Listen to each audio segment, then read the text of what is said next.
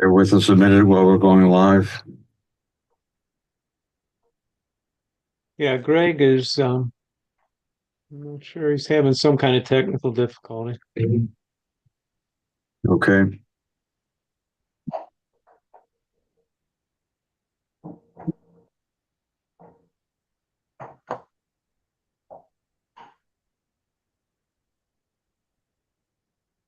I, for some reason, only have the YouTube. I don't have the Zoom. You don't need the Zoom, you just need YouTube.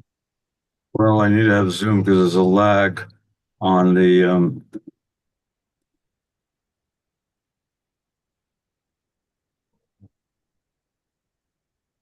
It says it's being live streamed. yeah, the Zoom, that's working, but Okay. somehow my Zoom isn't working. There we go. Okay. No, it's good. Okay. And have you changed the mute option, Randy? Yeah, Okay. All right, so I'll start it then. Okay, welcome Hammond North. It's 6:02 p.m. on July 22nd, 2026. Call to order is first, so that would be Randy Vaughn, here. Chris Conti, Here. Dan Welch, Here. Gil Patton, Here. Tim Fritz. Here. Okay, and Tracy Smiley cannot make it tonight. Okay, the regular announcements are that chat is again disabled and owner questions will be allowed as they pertain to the question at hand, and we appreciate them keeping them short. So the first order of business is approval of the minutes. Randy? Yeah, I have two sets of minutes that need to be approved. Do you want me to do them one at a time or both together? Anybody object to doing them together? Okay, then I would say go ahead and do it together. Okay, then I move that we approve the minutes of July 1st and July 18th. Excuse me, July 8th, those two meetings. They were sent out a couple days ago. I second. There's- Dan seconds it. Any discussion about them? Okay, all those in favor of the minutes? Okay, 6-0. Okay, second one is treasurer's report. So I said Tracy is out. But I have the report. Operating account ending June 2026 is a total of $129,204.54. Reserve account ending June 2026 is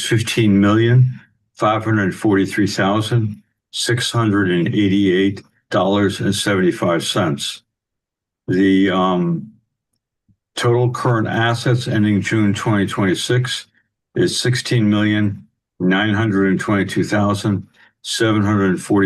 $16,922,743.15. Prepaids ending June 2026 are $49,749.79. Delinquencies as of July 17th, 2026, 55 owners totaling $734,374.17. And the reason why that is actually a decrease in delinquencies, where last month, it was $826,052. And that's a reduction primarily because $63,000 roughly was bad debt write-off, and $26,000 was paid off and paid down by various owners. So that is the report. Any comments by anybody on the board? Gil?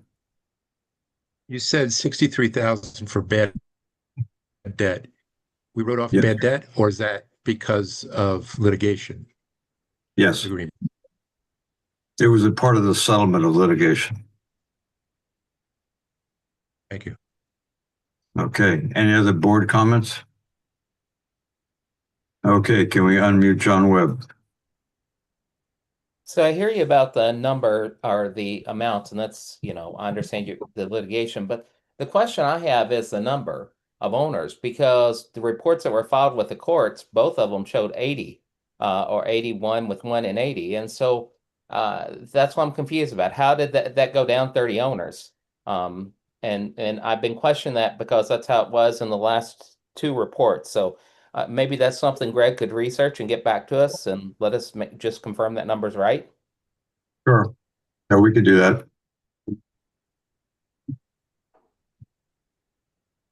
Anybody else have a question?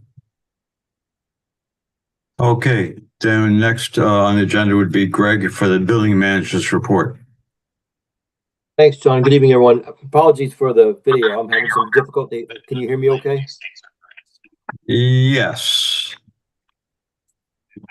Okay. Sound like I was getting an echo there. Yeah, I have a few items on the agenda this evening, starting off with just an update on the fire panel repairs. Approximately 3 weeks ago, during one of the evening storms, we had a nearby lightning strike that caused a power surge in the building, and that took out the power supply and the electrical circuit, or circuit board, excuse me, inside of the fire panel. So that now has been completely replaced, and the panel is functioning normal at 100%.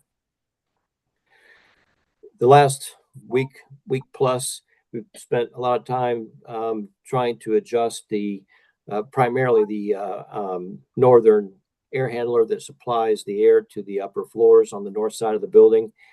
We did have some repairs to the coils, excuse me, and we're still experiencing some excessive condensation. We did have the contractor add an additional condensate line, which has helped.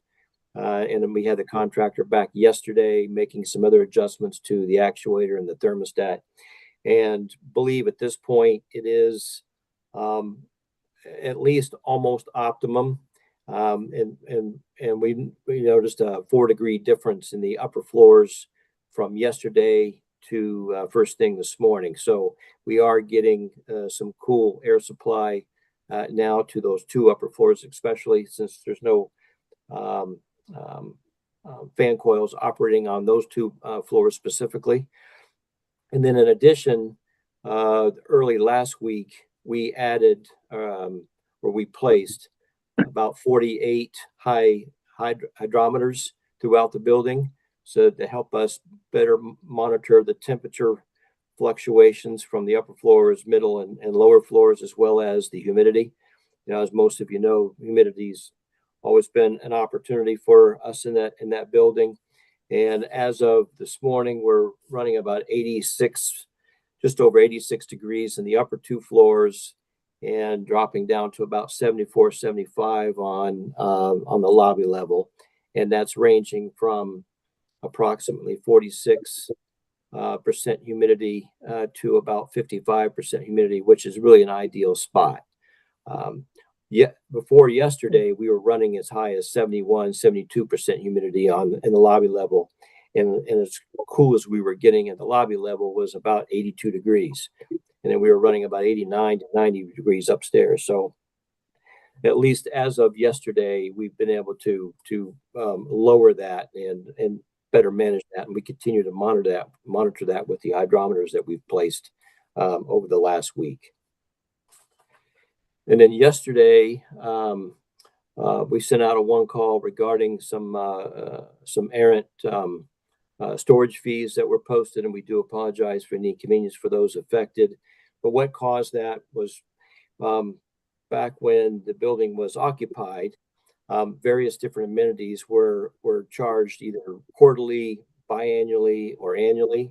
In this case, if an owner had an extra storage unit, then and they preferred to have it just posted one time, that would be an annual fee. We would have that programmed to charge accordingly. Well, some of the lower floors especially were still in their units this time last year. And in this particular case, or what we experienced was that those that had that fee to be triggered for a program for August, when we ran the August billing, then that triggered that annual fee that historically was placed on the owner's unit for the extra storage fee. So we have since gone back and removed that, and also changed the programming So, and we're looking to see any other pending charges so that if we have anything else coming up, we can catch that before it might be programmed to run. So we believe that has been corrected at this time. And again, if you come across that or if you experience that, please just let us know, and we'll be happy to go ahead and correct it as appropriate. And then I think that some of the other things that have come up recently is some circling around when the late fees are applied. You know, the system is programmed to apply a late fee if deposit has not been placed into the account, or the check hasn't been deposited into the account by the 10th of the month, each month. And historically, we've had folks that manually drop off their checks, you know, at the mailbox. And then if the 10th happens to fall on a weekend, we would not have that check conceivably until the 11th or the 12th. And then for those that we know, we just automatically remove the late fees because we know that we received it on the 10th. It just didn't get processed through the bank on the 10th. The same thing with some of the mailing. Some of the mail has not been ideal, and it's taken longer to receive mail than it should. And if we can notice that it's posted on the 10th, or if you let us know, say, hey, I sent it out on the 10th, and that late fees is automatically applied. So that's just the way the system is designed. Then, as we have in the past, we'll be happy to go ahead and remove those fees if somehow or another it got crossed in the mail, or if the 10th happened to fall on the weekend, and that's when you left your check for the office. Beyond that, I believe that concludes, John, unless there's any questions at this time. Any questions for the board members? Yeah, Gil. So, Greg, the leak in the laundry room, what's the status of that? As I mentioned yesterday, we believe we have most of that stopped based on what the contractor was working on yesterday. We still have a little bit more than what we would like. Historically, we've had a lot of problem with that particular unit in the summer months with condensation. It's just more than it has been. And I think that has a lot to do with how the building's exposed. So he was working on fluctuating the actuators yesterday and tweaking the valves a little bit to try to minimize that. And as of late, at the end of the day yesterday, it was better than it has been. So we're going to continue to monitor and watch that as well. And following up on that, I think Condensation and not the coils leaking. That's our understanding. Yes. That's a I mean, lot of condensation.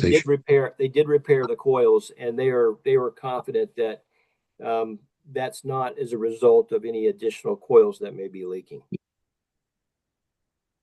Oh, that's good to hear. Can you update us on what was reported to me that we had another lightning strike yesterday? Yes, thank you. Late yesterday, or through that storm that went through yesterday, we believe the building or nearby took a pretty strong hit. And I know just north of us, the power was out for some time. But when that went through, and we did hear it, because it almost sounded like it hit the building. Behind the plates two on the bottom there. Yeah. Can we mute Patty? Oops. we can't see who muted. Patty Branson. Sorry, I thought I was muted. My apologies. There you go. And No then problem. when that lightning hit yesterday, we lost service to 2 of the 3 elevators. So we had the tech out this morning. He worked on it for quite a while, didn't have the parts he needed, and is expected to be back hopefully tomorrow to address the 2 elevators that are currently out of service. The middle elevator, number 2, is currently operating. And Greg, I believe there was another leak in the unit that was in the basement. There was Jeff Brewer's unit. Yes, that was a cap came off on one of the drain lines, and we took care of that yesterday as well. Greg, so that wasn't busted solder? No, Okay. Any other questions? Yeah, so Right. as part of that, I also heard that the cameras were down and the computers were down. Do we have any damage as a result on those items? we we're not certain yet. And again, some of the cameras did go down along with the elevators, and I have a call in to the service tech. I don't have a schedule yet. They were hoping to be out before the end of the week to investigate those. We tried to reboot and everything, and it didn't come up, but we do still have eyes on a good amount of the exterior of the building. It's just part of the system that's down right now, and we weren't able to get that restored after that strike yesterday. Is that town internal IT or is that a vendor? That's a vendor.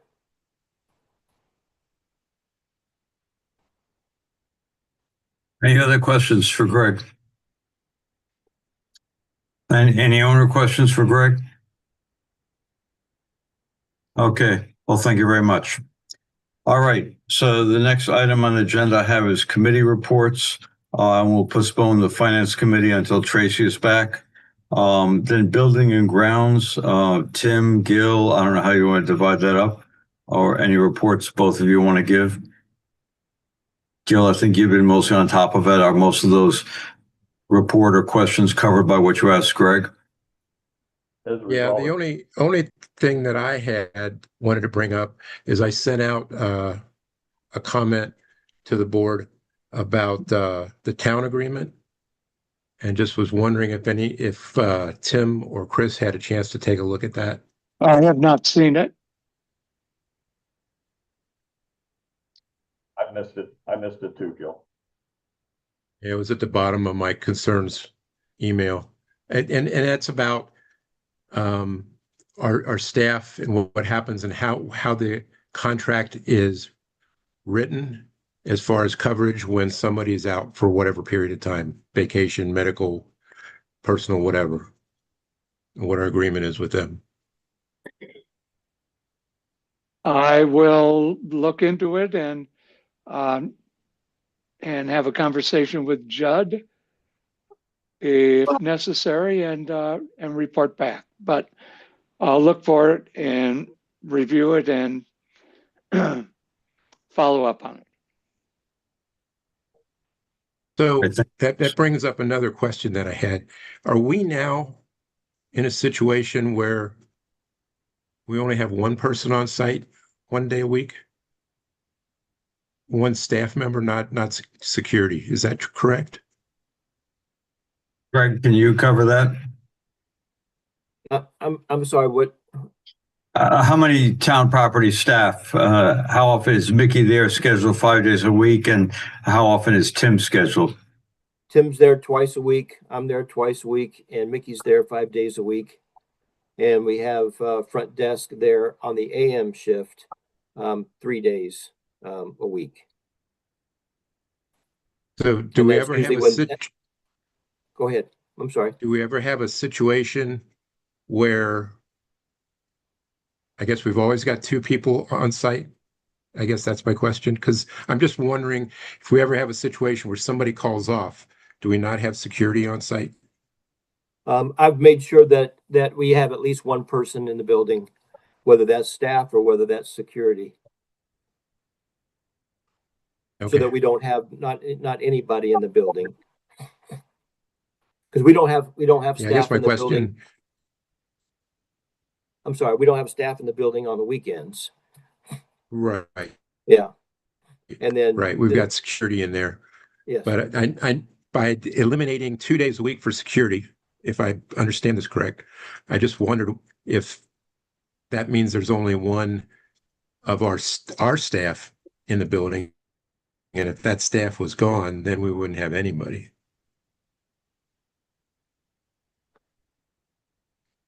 If we had somebody that was not one of the staff members that wasn't there Wednesday or Thursday, then it's possible that we would not have a staff member there Wednesday or Thursday, but we would have front desk there. Just like the weekends. Okay, very good. Okay. I think, anything else, about the building, Tim or Gil, you want to add? No. Okay, the next item we have then is Randy for legal report. Yeah. With the Burnham case and the partition action, there's really not a lot of new information to report. We are waiting. The Burnham, the hearing is going to be in August, and the partition, that first hearing will be in September. And yeah, we're just kind of waiting for those to happen. On the Porter suit, right now, we're in the phase of depositions. They're being prepared. Interrogatories are sent out. We have answered and are working with lawyers on the interrogatories that were sent to the board and the individual defendants by Porter's lawyers. And yeah, those should be submitted back to the Porter's lawyers by the end of the month, I believe it is. And that's where that stands. Any questions from the board? Gil? Yeah, Randy, you mentioned Burnham, and I think you said something about a hearing in August. That's not a hearing. That's that settlement we're working on. We're waiting right. for them to. Yeah, and that should be come to a head in mid-August. I don't have the date right in front of me, but yeah, no, it's not a hearing, I suppose, but yeah, the judge is expecting that settlement. He gave a 90-day Okay. Deadline for that. Okay. And then the other one, we've got a hearing in August as well. And on Seward, yeah. Yeah. Okay. Thank you. That makes sense. Any other questions to the board or the owners? Okay, then we'll move along. The next step would be Gil, updates on the status of the PSA. Really don't have a lot to say out loud. I had conversations with the buyer today, and everything is continuing to go on schedule, maybe even a little ahead of schedule. Should be cautious with that.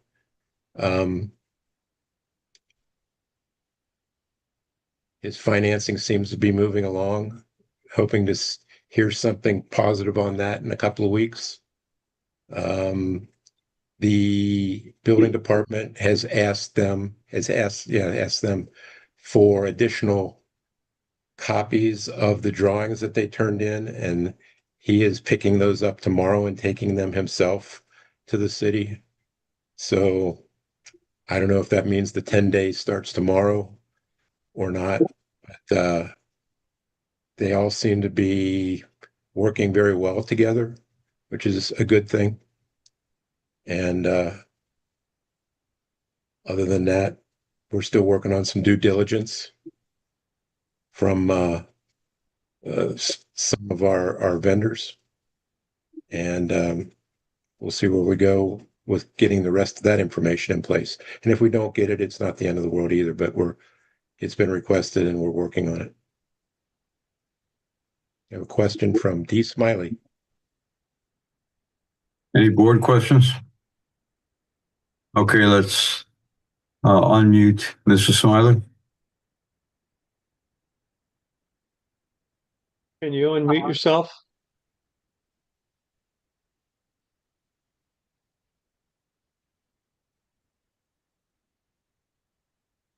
It's a two-step process. We unmute you and then you unmute yourself.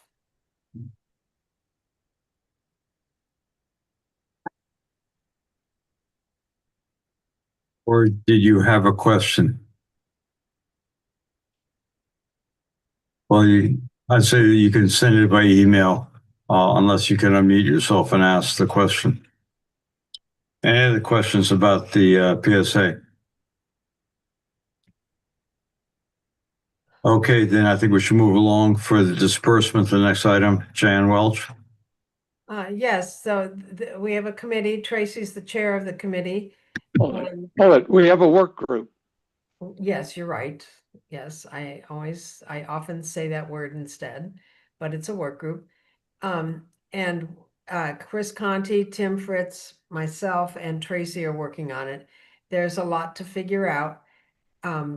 We have to do title refreshes, and we're still figuring out the cost of that. We've received a wide range of feedback, and we're trying to find the most sensible and economical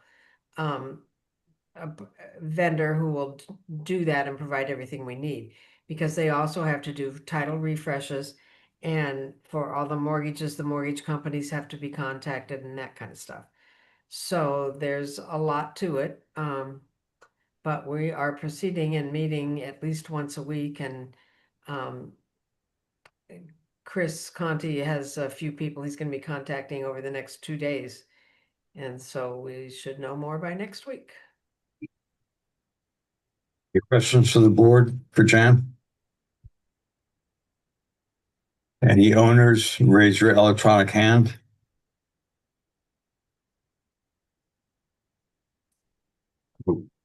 Okay, can we unmute Dick?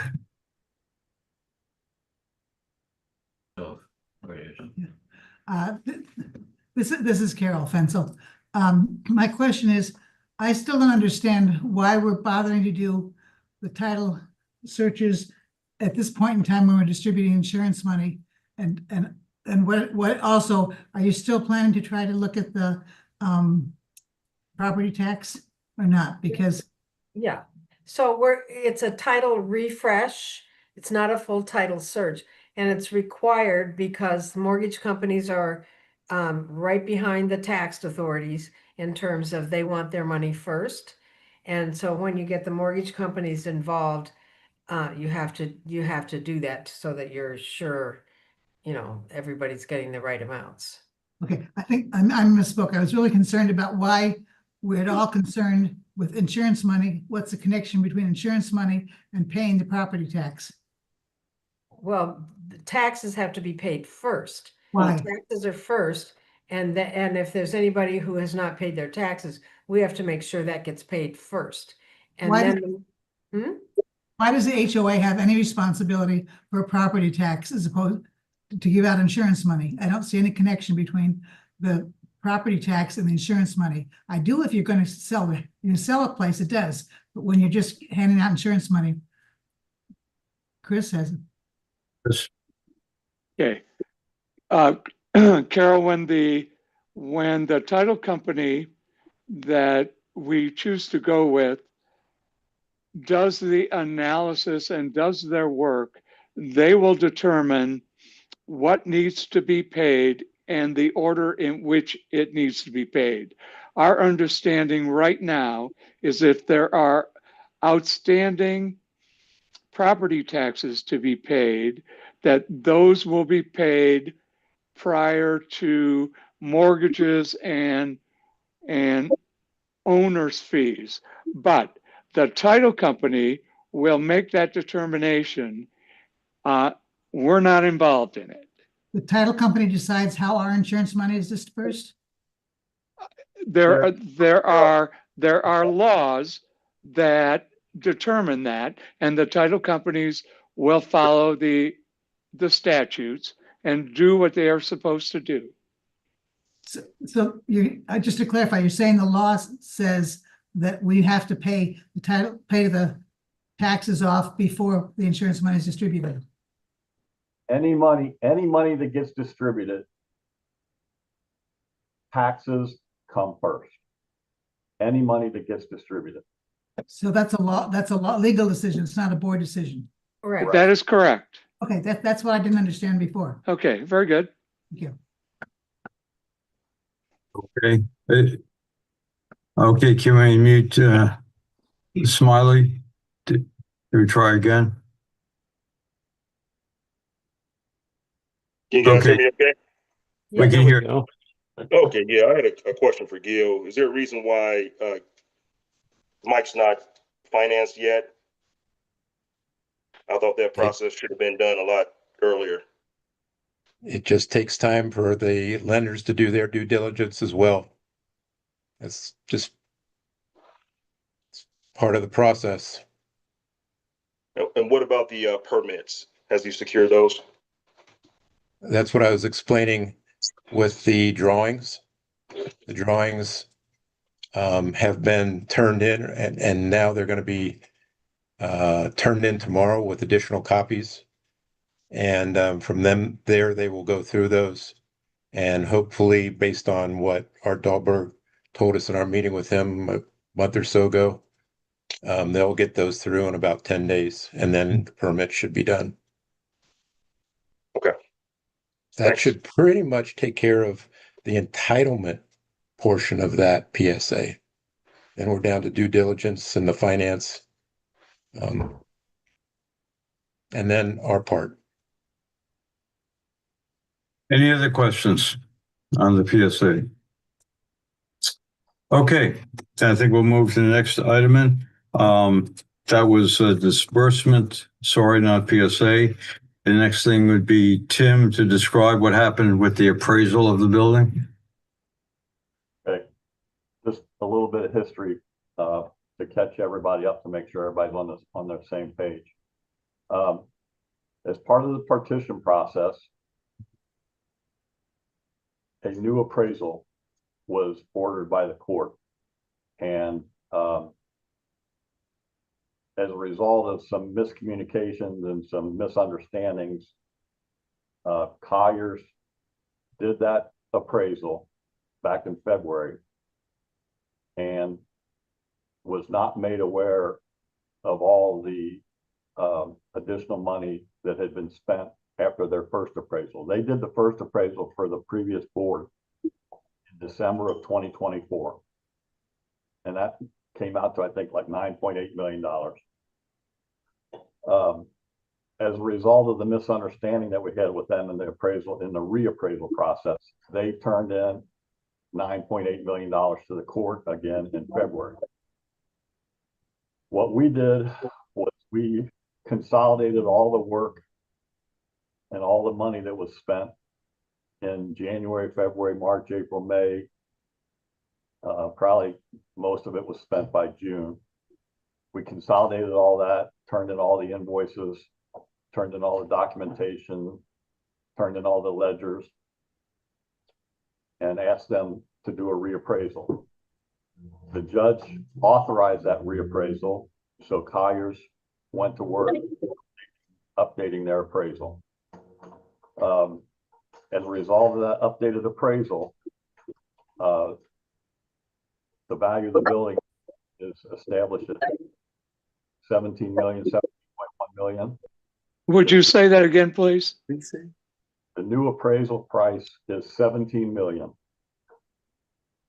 So that's the documented appraisal price with the court at this time.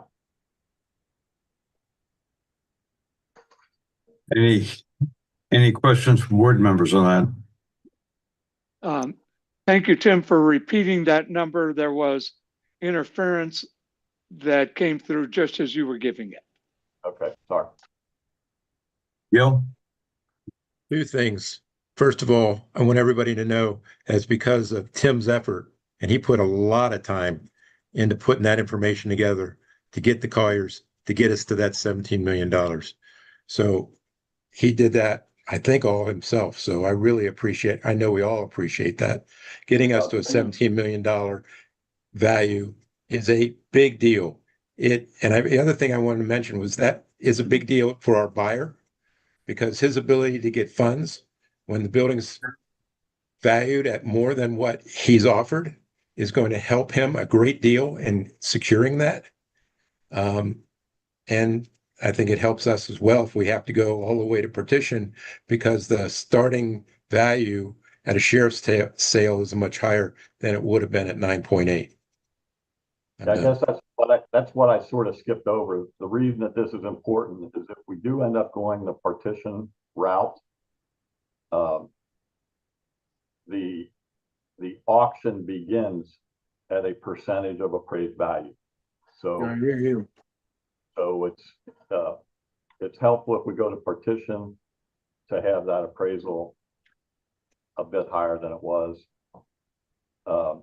The other thing I want to say is that Greg and Mickey also did a lot. They did a lot of work. They provided me a lot of the ledgers and the documentation that I was able to work through to provide to Colliers.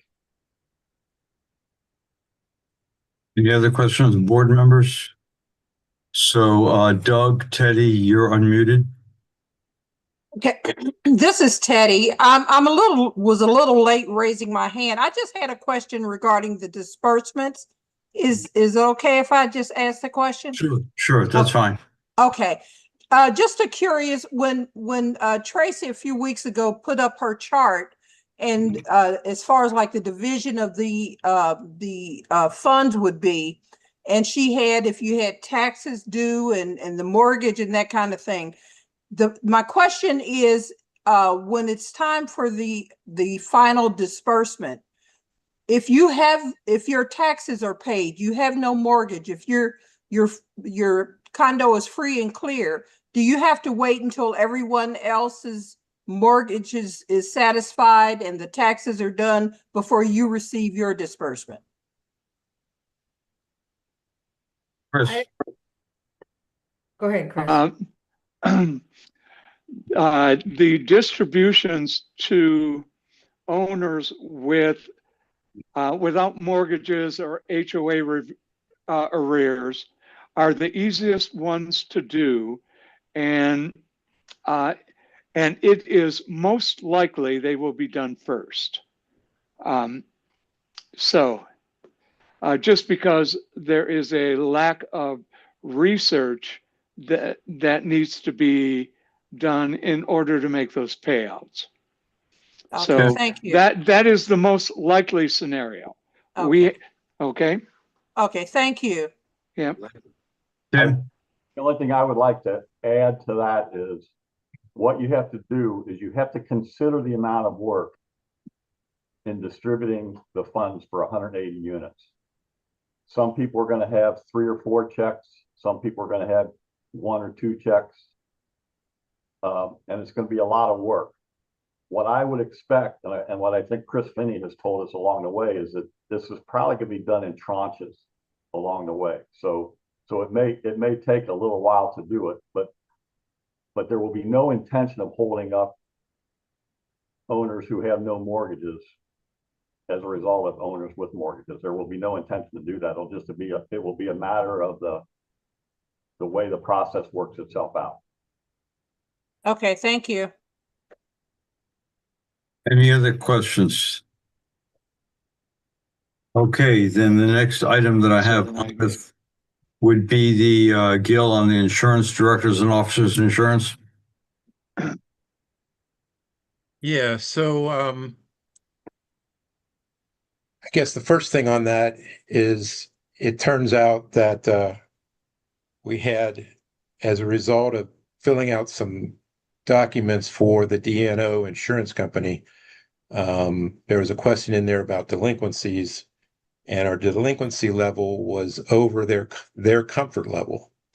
So they backed out of their deal, and we went searching very quickly for another D&O insurance company. Fortunately, Driehaus had worked with other companies. They had a second company that had come in second, and they went back to them. And just so everybody knows, they had gone to multiple companies in the first iteration of review for a D&O company and had been turned down. But they had this second one in place. We went back to them. They did some more due diligence because we're coming in after the original time we told them that we needed it by, included the fact that we needed it to be backdated to July the 1st. And as a result of that, they came back with a cost that was higher and uh, and I believe a deductible at 75,000, which was higher than what was on the original. So we went from, I honestly don't remember, I apologize, around 6,000 a year to 27 or 28, just under $28,000 for the year for our D&O insurance, which we went ahead since we needed to get that in place and signed up for that. One of the things that I have been asked to do was to verify that the difference between our previous D&O insurance company policy and the new D&O insurance policy are the same, to do a comparison. And I have talked to Driehaus about that, and they're putting a document together going all over that to assure that there's no different exceptions or variances or anything that would be different. And if there is something different, they'll bring that to our attention. We should get that in the next week.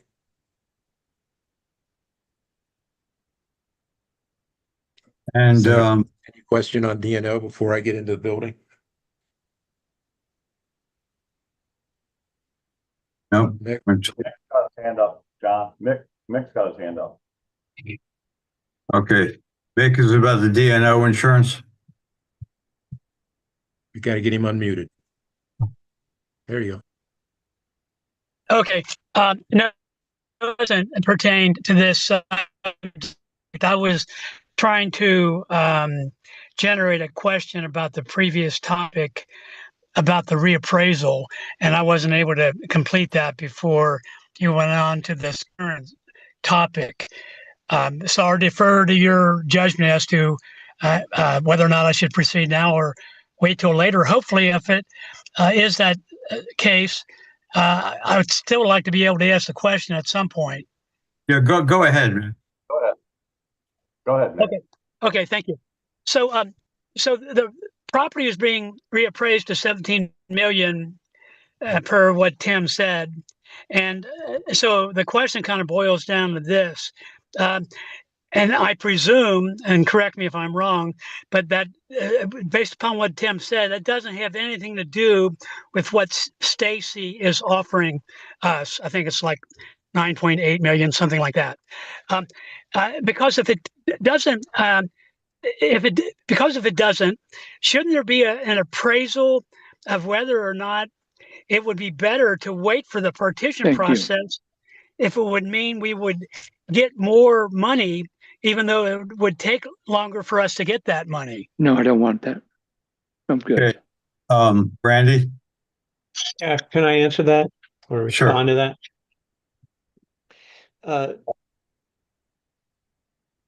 Well, first of all, as I think it was Gil mentioned or Tim mentioned, this does help Mike in that he is applying for these loans, and the loan companies will be happy to see that the building is being appraised at a higher amount than he is buying it for. That's always good for the potential buyer. The other thing we have to keep in mind is the way the partition works. Just because the building is appraised at a certain level doesn't mean we would get that amount in a sheriff's auction. So it would still be a gamble there. As I think Tim or again, Gil, one of the two of them, they said this is better for us in the appraisal, in the partition, because we start at a higher number. But that doesn't necessarily mean we would get that number. Our lawyer, to be scary about it, was saying when the building was appraised at 9.8 million, she was estimating we might only get 4 million in a partition. So if that same percentage applies to the 17 million, what's that? 40% of that, we would still get 9 million or 8 million or something. So, we always think that's why the partition is our last hope. That's why we've tried so hard in the past year to work with various private buyers because that's a guaranteed price if it goes through. Unfortunately, a couple of them didn't, but hopefully this will. And the partition is just a fallback position for us. And yeah, there's no guarantee as to what would happen with the partition as far as a But what price. is what is the price that Mike has in the PSA? It's not 9.8. No, yeah, that was a misspeak. It's 12 million. Yeah. Tim, you had your hand up? Yeah, and just to piggyback on what Randy was saying,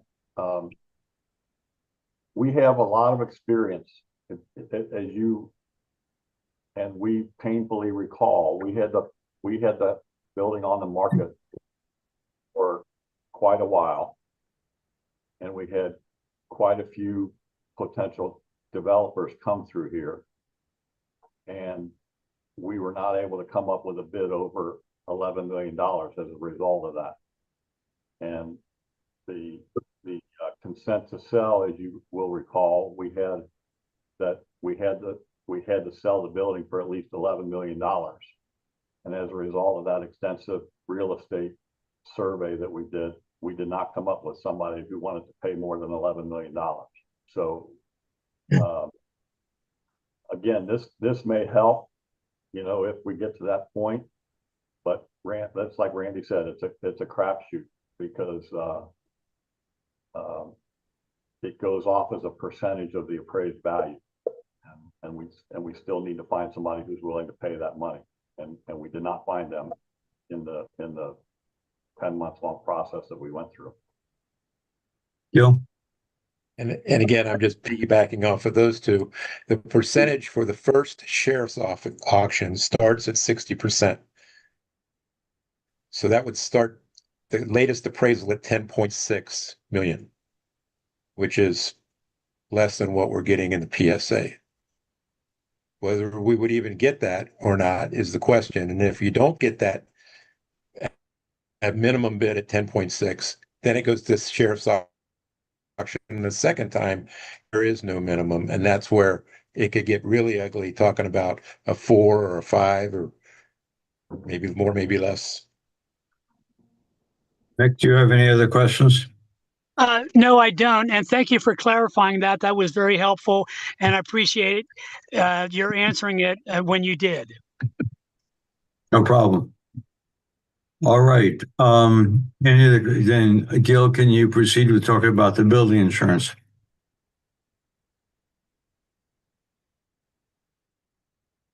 This increased appraisal. We had our insurance at $15 million. Now we're at 17.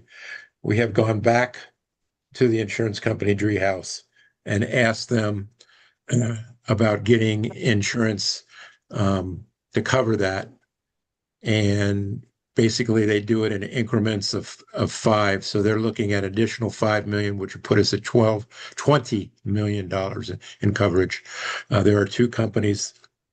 I just talked to him this afternoon. There are 2 companies working on that. I'm hoping to have information back by Friday that we can make a decision on how we want to proceed, which company and what that's going to cost us. That he gave me numbers that are something just short of $50,000 for the year for the additional $5 million. Andy? Is that an additional 50,000 over what we've already authorized? That's correct. That would be for the additional 5. It's 325, something around that order. I think is what we're paying now, 350. With the DNO? No, no, with the building. Okay, Jan? And we're insured. This is just additional insurance. We are insured right now. Yes, we are for $15 million. Any other questions about the insurance?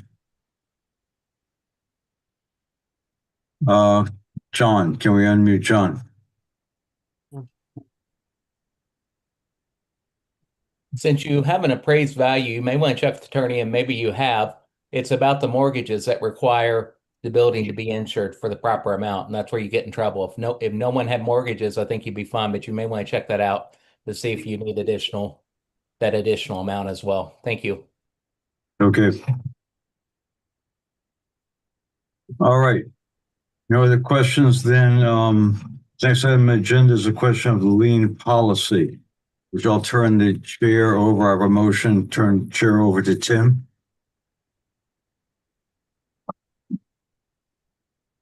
Okay. So, John, are you gonna cover the lien policy, or you want to go ahead and cover the lien policy? Yeah, there are two lien policies that are out there. One that was published by the previous board, I believe, in the fall of 23. There also is a policy that we passed in October 25. It's on the public member website for the Hammond North, and it was revised in November of 25. In both of those policies that we passed last fall, there's an item that reads, new liens will not be filed if owners are in arrears less than 2 months of their 2024 monthly fees. This is pointed out to us by John Webb, and I think he's correct. This doesn't make sense. We have not really used that language. That arose because this is when we had dropped the fees by 60%, and we didn't see applying a lien until we're over a significant amount. But we clearly are applying liens over $3,000 in arrears. And if we go by the 2024 monthly fees, it would be even a lower amount. So I'm proposing that we make a motion to withdraw. New liens will not be filed if owners are in arrears less than 2 months of their 2024 monthly fees.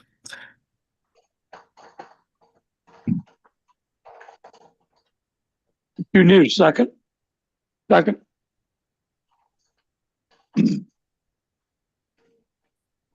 Discussion? Tim, you're the chair. Just Any discussion by the board? Gil? so are we going to add something about the $3,000 limit or level? I think that's already covered. We haven't changed the 3,000, which we announced, but that's consistent with point number 4 of the policy we passed, which is the Hammond North Board will consider new liens in order of their highest arrears first, and that's what we're applied. And the only exceptions over 3,000 are the individual owners who are making regular payments. Okay. So for my density, can you go over that one more time? What our actual change is, where we are and what we're going to? We're just deleting point number 6 in the policy that we had passed previously. I'll see you have, okay. And I put that policy at the bottom of the agenda. If you want to. Okay, if that makes it clearer to me that we're deleting one point of the existing policy. Yes. Any further discussion? We have a motion by John and a second by Chris. All those in favor? I had a question. All those opposed? You have a question, Randy? I had a question. I was raising my hand for that more than Oh, the vote. So what effect does this have then in reality? I need a more concrete vision of what this creates. I think it removes ambiguity because there's owners who owe somewhere between $3,000 and 2 months fees at the 2024 rate could point to that and say, you can't give me a lien because I haven't reached that level. So would it make sense, John, to just read the new policy? Well, the policy, everything else remains the same. We're just deleting a sentence that I think was well-intentioned, but confusing and unnecessary. But the owners don't have it in front of them, I don't think. Well, some owners have pointed it and they've interpreted it different ways. Okay. And I think it raises a good point that I think it does create confusion. Okay.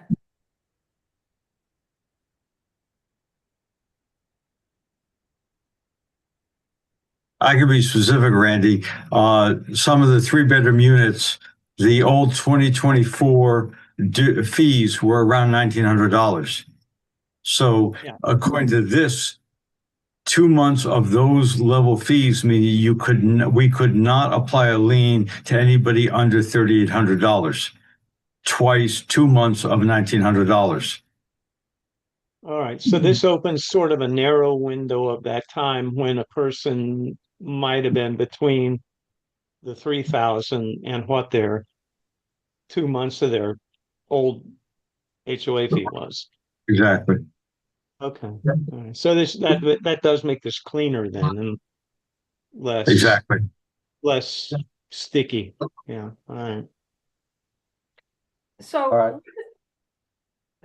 Go ahead, Jan. when you say what new liens, or the Hammond North Board will consider new liens in order of the highest arrears first. Well, you consider them, but I mean, don't we? Why just consider them? I mean, wouldn't we just do them? Well, because we don't because there are people who have made regular payments. There aren't many, and therefore don't apply the lien. Right. But that's already taken into account by the policy. Chris, Connie. And the declaration uses the word may rather than will. So it is discretionary.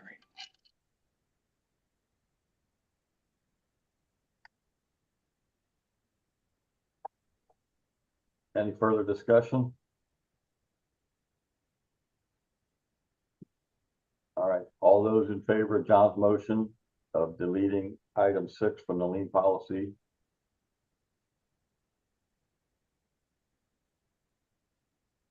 Unanimous, 5-0. 6-0.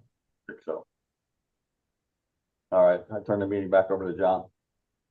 All right. I have no other items on the agenda. Gil? I did want to bring up the email that I sent out to all the board members about the assessment, the HOA assessment, and asking that we have a consensus to send it back to the finance committee to review those numbers and see if we can't, in fact, lower the HOA fees for 26-27 time period. Anybody have any issues with sending it back to the finance committee for the recommendation? It'll be a few weeks, right? Yeah. Chris? Well, given the fact that that we're having that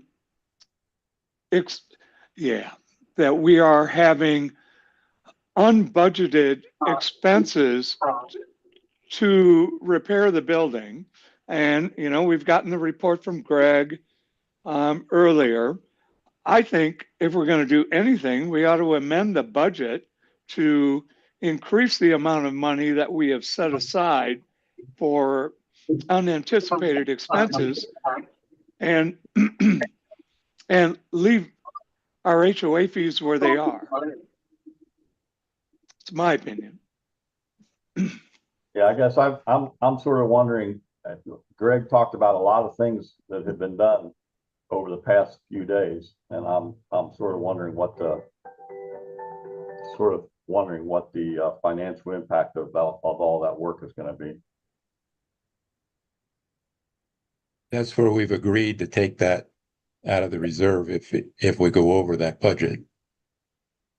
But we're not putting. Again, I'm asking for it to go back to the finance committee to review it, which could include what Chris talked about. Randy, did your hand up? Yes, I agree with Gil. The committee needs to dig into this in more detail than we can do, who don't have spreadsheets in front of us at the moment. And, we had that $90,000, I don't know what to call it, overage might be the nice word for it, in the budget. And that seemed to be just sort of left, not in the budget. It was just there and we just ignored it. I think the finance committee needs to decide,